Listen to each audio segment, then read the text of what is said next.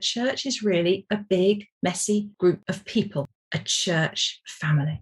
We want to be a family more than we want to be a business. But unfortunately, that informal structure acts like a fire starter.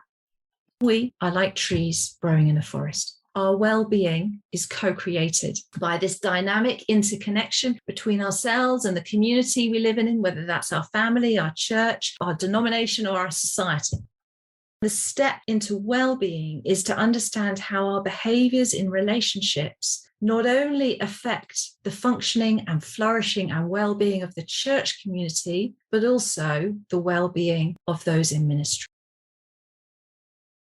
SWF have supported me to take my research and start to draw in different psychological approaches to really think about how to support well-being in clergy. And the great thing about working with Sue is that she is passionate about creating resources that make a difference. So often we know what to do. Sometimes we're really good at telling other people what to do, but we don't do it. We know all the advice, but changing our behaviors is something different. Just like the forests, the most powerful elements of our interactions are under the surface, emotionally led dynamics and interactions with others. This is why it's so important that we understand what's going on under the surface. This resource is based on 3 core principles that help bridge this gap between resources and impact. The first 2 of them are individuality on one side, the intrinsic need we all have to be distinct from the other. But alongside that, togetherness. We all have an equal and opposite need to belong. That balancing act is a bit like a seesaw.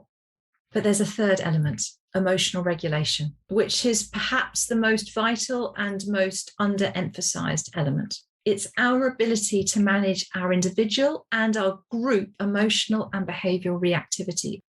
Murray Bowen put these together into a concept called differentiation, one's capacity to function as an individual while being part of a group under increasing pressure.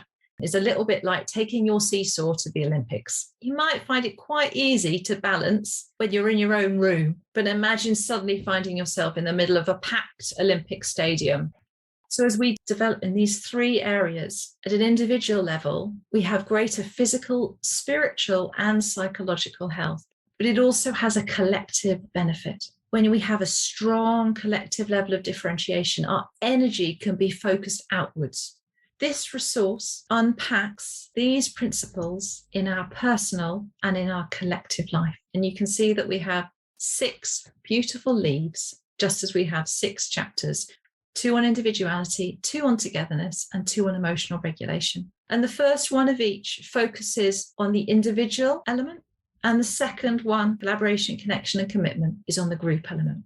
And then at the end of each chapter, we invite you to apply it to yourself and to your church community through observation, evaluation, and interruption, for you to interrupt your automatic and habitual practices that are working against your flourishing goals.